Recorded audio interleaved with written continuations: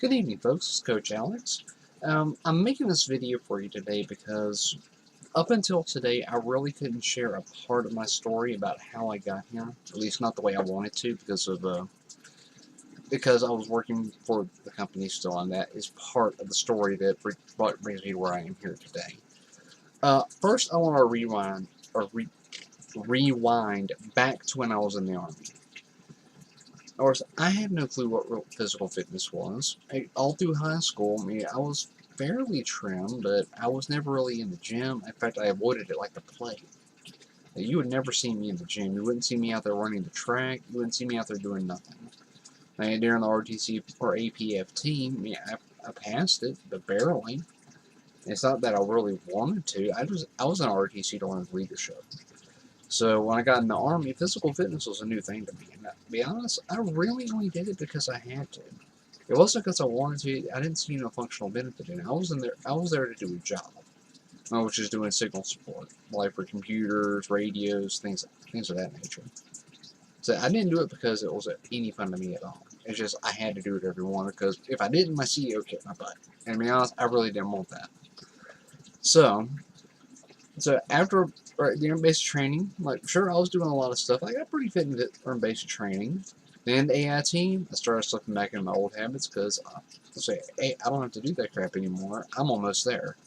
So I started failing my APFT again. I was getting pretty chunky. I was still passing tape, but we're hovering around 19% body fat. So I was always on the line. And then I got to Korea and busted tape and failed my APFT. And of course, I got back in shape enough to pass the APFT and pass tape. But I really wasn't into it still, and I didn't care about proper nutrition then either. So I just wanted to get the NCOs off my back. So I was doing it for all the wrong reasons. And I was still eating things like chicken and biscuits, or biscuits and gravy. Southern comfort food that I grew up with, that really wasn't the best nutrition in the world.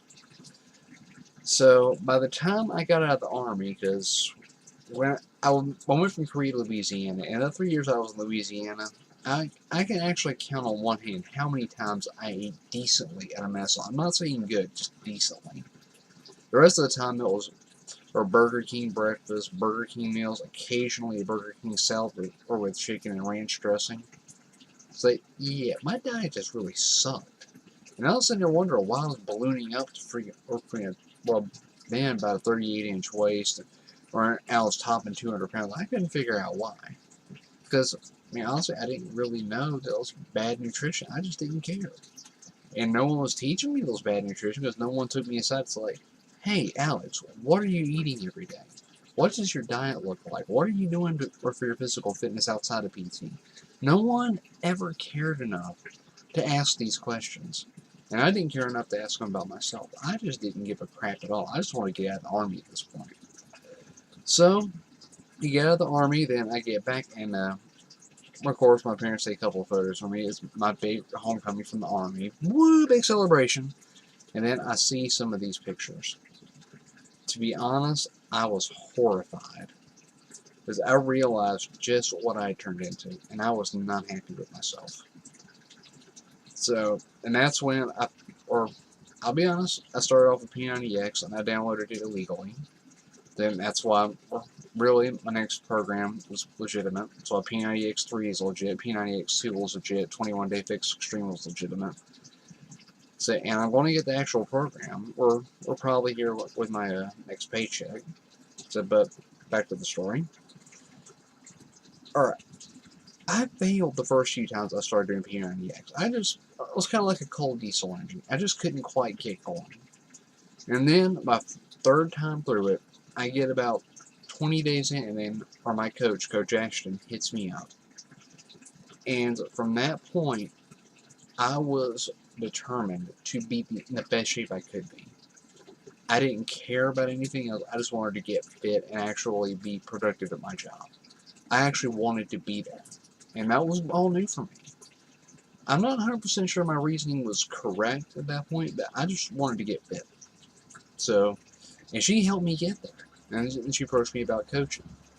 And I saw coaching then as a vessel to continue on being fit while kind of motivating others and sharing my story.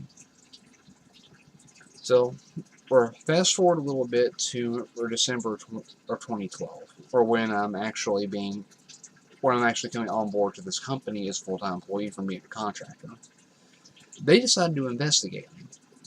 And the investigation was because I was sharing Shakeology or telling people about my story all the time at work. I didn't know this was against the employer policy, but some secondary employment thing. So they investigated me and they put me on the griller. And basically, even though nothing was found or through my supervisor, who later I found out was one of the most untrustworthy people on the planet, or basically told me, you gotta quit coaching, or you're gonna lose this job.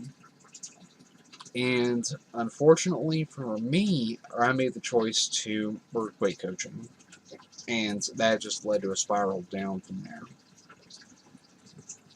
And this really hit home with me, or later on, but at the time, I was frightened. But I didn't see the coaching opportunity as my career. I saw it as an interesting diversion on the side. I was coaching for the wrong reasons then. So I elected to take the steady income over actually being a coach. And I'm sorry to say that was one of the worst decisions of my life, because it started a downward spiral right back to where I was when I got out of the Army. I was eating junk food. I wasn't exercising. I wasn't motivated to do my job anymore. I wasn't motivated to do anything. I just felt like garbage, and that comfort food made me feel a little better for short spurts.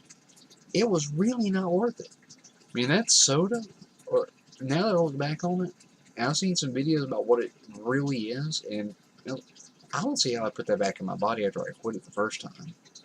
And that was an eye-opener for me when... this went on for a few years, up until, I would say, December of 2014, when I really got serious about getting back in shape. Of course, my initial effort was kind of derailed with my wisdom teeth situation, because I developed a pretty bad infection in my lower right wisdom tooth. But that wasn't the real problem, unbeknownst to me at the time, but it prompted me to get in there and get that done. And because of what happened on my left tooth, even though it wasn't hurting at the time, it was developing an abscess. Which made me realize my hygiene habits have been suffering too. And that whole situation woke me up to the fact that, hey, I'm not taking my health seriously anymore. I need to wake up and do something. And that's when I picked up this handy dandy little thing. And it's kind of beat up, but it's a Fitbit. For me, it was a way to start getting back into moving again and start taking my health a little more seriously. Well, turns out it worked, because here comes the end of December. My wisdom teeth stuff is paid off, and bam! I don't wait for anyone to message me. I message Coach Ashton today. I want to come back. I want to coach again. And of course, she interviewed me, man, and I don't blame her.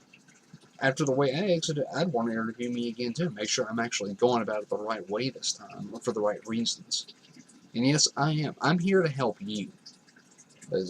I have a story, or you've already heard part of it. A lot of it you can read on my blog.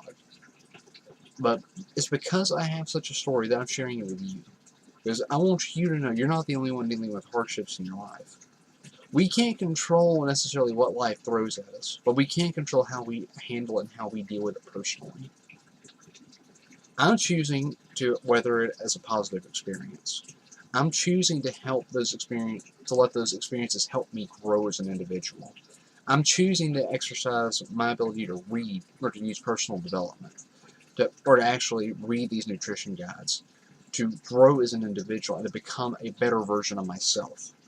And I want to help you do the same thing. But only you can step through that door.